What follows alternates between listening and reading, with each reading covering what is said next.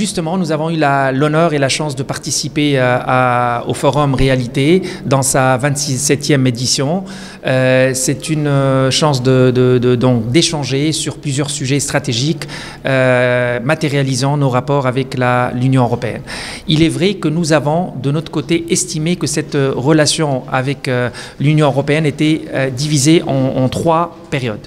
Une période de 1995 à 2005, donc cette décennie d'opportunités, d'enthousiasme, de mise en place de ce rapport d'association et qui a été suivi par de la mise en place des plans de mise à niveau, des plans d'amélioration des échanges commerciaux entre la Tunisie et l'Union européenne. Cette phase qui a pris fin en 2005, donc de 2005 jusqu'à 2011, moi, je l'ai appelée la phase où l'Union européenne elle-même s'est ouverte et s'est développée sur la partie orientale et la partie de l'Est de l'Union européenne, qui a fait que l'Union européenne a priorisé, plus ou moins, ces pays-là, puisqu'elle a considéré qu'ils étaient plus prêts à cette harmonisation institutionnelle, économique, industrielle et autres. Et donc, les échanges à très forte valeur ajoutée avec la Tunisie se sont diminués.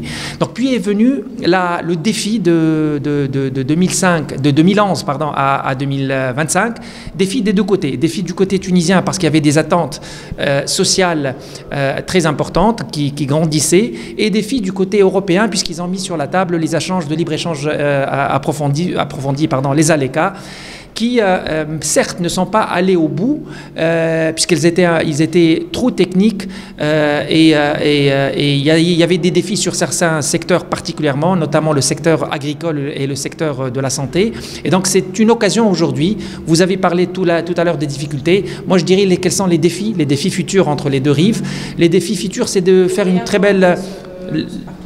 Absolument. Donc c'est de faire une très belle lecture de ce qui se passe au niveau mondial, parce que l'Europe aussi est en pleine mutation à cause de la fragmentation et de cette, entre guillemets, guerre économique et commerciale.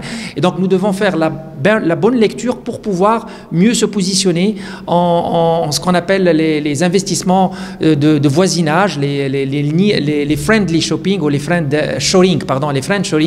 Donc nous devons savoir comment nous positionner. Nous devons aussi savoir comment nous positionner par rapport à la politique européenne de voisinage, le PEV.